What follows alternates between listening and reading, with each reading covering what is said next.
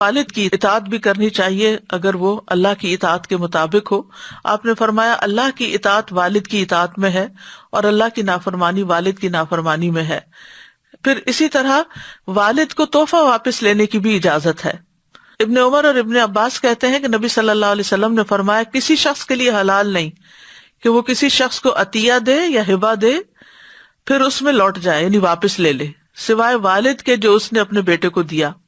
اور اس کی مثال جو اپنے عطیے یا ہبہ کی ہوئی چیز میں لوٹے وہ کتے کی طرح ہے جو قے چاٹے، بس جب اس کا پیٹ بھر جائے تو قے کر دے پھر اپنی قے میں لوٹ جائے.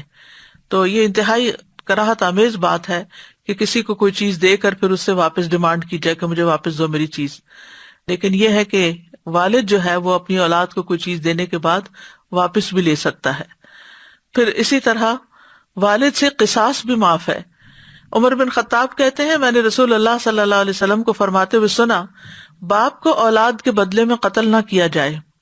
پھر والد کی نسبت بدلنے کی ممانعت ہے، یعنی والد ہی کی طرف منسوب کرنا چاہیے اپنے آپ کو، اپنے تعلق کو ختم نہیں کر سکتے.